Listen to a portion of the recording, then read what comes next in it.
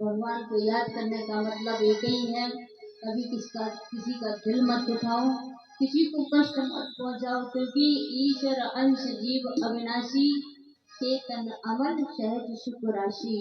हम और सबके अंदर परमात्मा का निवास है। किसी को भी कष्ट न देना, चाहे वो पशु हो, पक्षी हो, मानव हो, यही हमारा परम धर्म है और यही हमारा भजन है। बोले गोविंद भगवान की। तो आप जिनकी कथाएं श्रवण करने को बैठे हैं, जैसे कहते हैं परीक्षित महाराज और सुखदेव जी। सूत जी महाराज शौनकाद ऋषियों को कथा श्रवण करा रहे हैं, तो शौनकाद ऋषियों ने सूत जी महाराज प्रश्न कर दिया कि प्रभु ये सुखदेव जी महाराज कौन थे और परीक्षित महाराज कौन थे। तो सूक्ष्म में श्रीमद् भागवत जी में सुखदेव जी के जन्म का वर्णन आया है। कहते हैं कि एक बार भोले बाबा वो पार्वती मैया कैलाश में विराजमान थे। भोले बाबा किसी काम से बाहर चले गए, देवर्षि नारद आए। लेकिन देवर्षि नारद आए कैसे परीक्षित जी? ऐसे नहीं आए, किसी के भेजे हुए आए। एक बार देवताओं की सभा लगी हुई थी, उसमें चर्चा चल गई कि भोले बाबा और विष्णु भगवान या ब्रह्मा जी, ये तीन देव हैं, इनमें से कौन सा ऐसा देव है जिनका पति पत्नी में बहुत प्रेम है, जिसे कोई तोड़ नहीं सकता। तो किसी ने कहा विष्णु भगवान, किसी ने कहा ब्रह्मा जी, किसी ने कहा भोले बाबा। देवर्षि नारद बोले ऐसा करो, अगर तुम लोग ये कह रहे हो, किसी डिसीजन पे, किसी निर्णय पे नहीं पहुंच पा रहे हो, तो हम एक काम करते हैं, जाके पता करते हैं। नारद बाबा को तो जानते ही हूँ। पहले वहां से कैलाश में पहुंचे, पार्वती मैया से कहा भोले बाबा नहीं दिख रहे। पार्वती बोली भोले बाबा किसी काम से बाहर गए हैं, बताओ कैसे आना हुआ। नारद बाबा बातें बना के बोले कुछ नहीं है, थोड़े ऐसे ही चले आए, लेकिन एक बात बताओ, मेरे मन में थोड़ी सी शंका हो रही है। पार्वती मैया बोली क्या शंका हो रही? जवाब दिया कि हमने देखा है कि भोले बाबा गले में मुंडों की माला पहनते हैं, तो ये जो सिर है ये किसके सिर हैं, हमें समझ में नहीं आ रहा। पार्वती जी बोली हमें भी पता नहीं है ये तो। नारद बाबा ने आग लगा दी, कहा अगर आपको पता नहीं है तो हमें कैसे पता होगा? जब आपके पति गले में माला डाले हैं और उसके बारे में आपको ही जानकारी नहीं है, तो माताओं बताओ और किसे जानकारी होगी? पत्नी की बात पति को, पति की बात पत्नी को तो पता होनी चाहिए। नहीं पता है, इतना ही कहा है मात्र, और नारद बाबा वहां से चले गए। सी लग रही हूँ, उदास सी लग रही हूँ।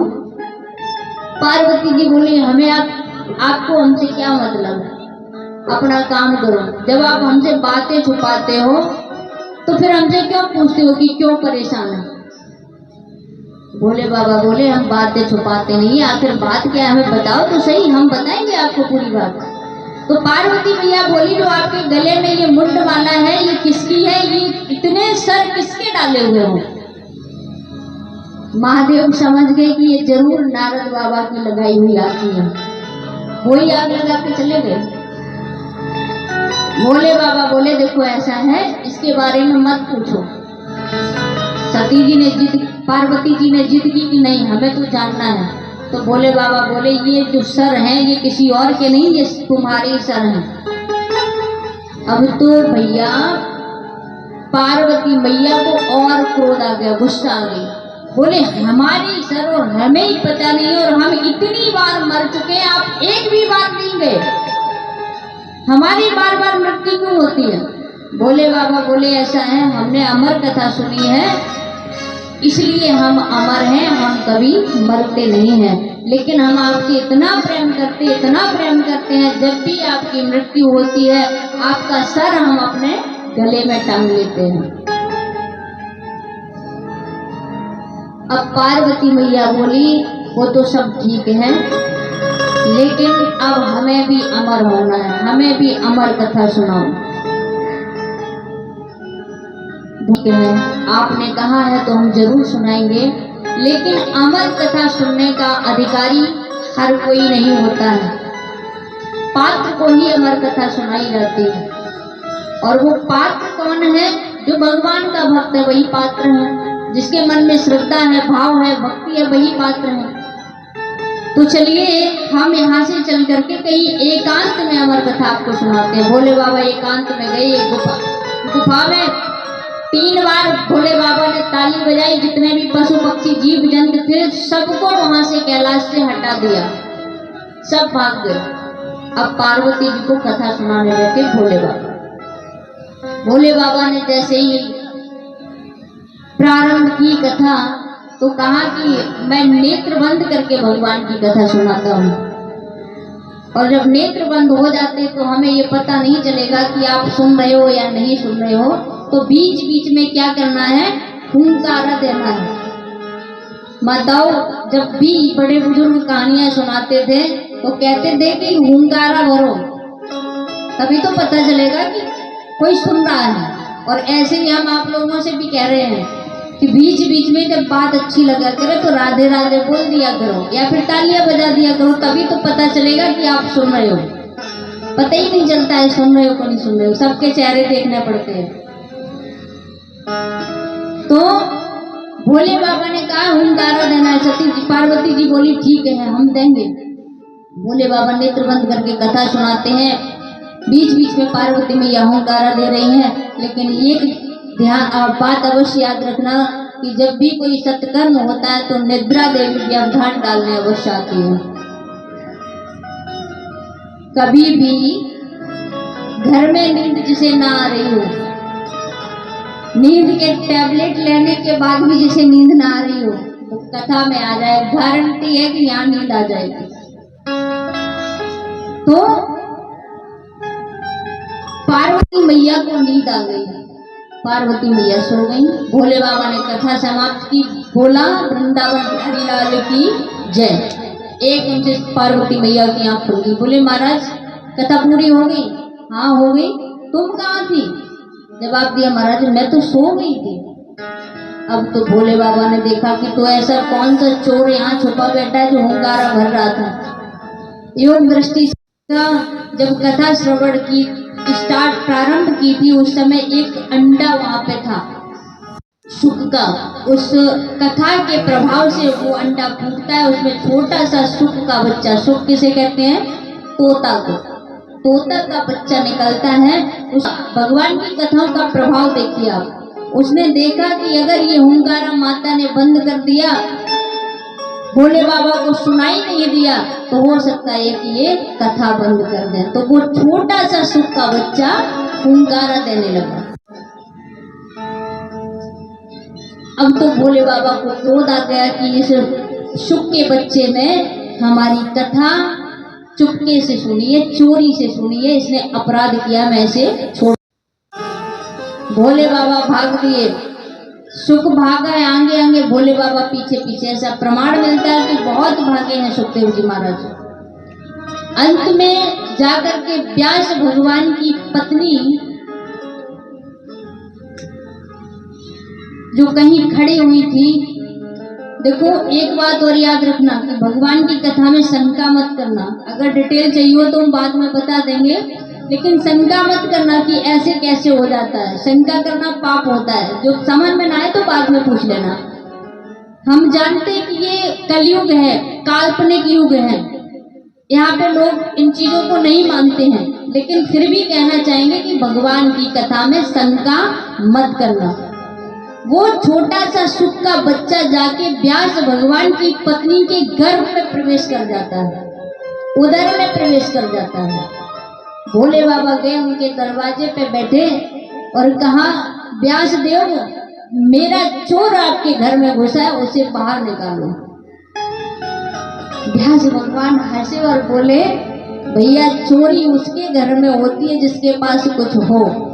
शमशान पे रहने वाले हो, ना तन पे वस्त्र है, ना घर है, ना मकान है, कुछ भी तो नहीं है आपके पास, चोरी किस बात की हुई? भोले बाबा बोले, धन दौलत की चोरी नहीं हुई है, मेरी कथा की चोरी हुई है।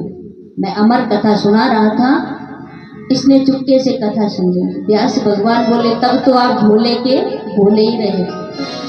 जब इसने अमर कथा श्रवण कर ली है तो आप ही बताओ, अब इसे आप मार सकते हो क्या? जिसने अमर कथा का पान कर लिया हो उसे आप मार सकते हो? भोले बाबा कहने लगे, ठीक है, समझ गए। वापस लौट गए। सूत जी महाराज समझा कर कहते, सोनगाद ऋषियों, फिर वही सुखदेव जी महाराज व्यास भगवान की पत्नी के उदर में 1-2 वर्ष नहीं 12 वर्ष तक रहे हैं, क्योंकि उन्होंने भगवान की कथा श्रवण कर ली थी। उन्हें पता था कि ये संसार की माया ऐसी है जैसे ही मैं यहाँ से बाहर निकला ये हमें ग्रसित कर लेगी और हम भगवान से दूर होना नहीं चाहते हैं। व्यास भगवान ने अन्य विनय की, बेटा आपकी माँ को पीड़ा हो रही है, आप इस संसार में आने की कृपा करें। सुखदेव जी कहते, नहीं, जब तक भगवान स्वयं आकर के नहीं कहेंगे कि आपकी माया हमें नहीं सताएगी, तब तक हम बाहर नहीं आएंगे। भगवान ने स्वयं आकर के कहा कि हे पुत्र, अपनी माता को कष्ट से मुक्त करो, आप बाहर आओ, मेरी माया आपको नहीं सताएगी। और सूत जी कहते हैं, तब सुखदेव जी बाहर आए और बाहर आते ही संसार को छोड़ दिया, निर्वस्त्र है, कोई वस्त्र नहीं है, 12 वर्ष की उम्र है, जंगल के लिए प्रस्थान कर गए। सुखदेव जी महाराज को जाता हुआ देखा, व्यास भगवान को बड़ा कष्ट हुआ, पुत्र मोह से ग्रसित हो गए, पीछे पीछे दौड़े, पुत्र पुत्र रुक जाओ पुत्र, अपने पिता की बात तो सुनो। लेकिन सुखदेव जी ने नहीं सुनी। और सच भी है, जो भगवान की तरफ चला जाता है उसे संसार फीका लगने लगता है। संसार में कुछ है ही नहीं, ये दुखालय है, दुखों का घर है।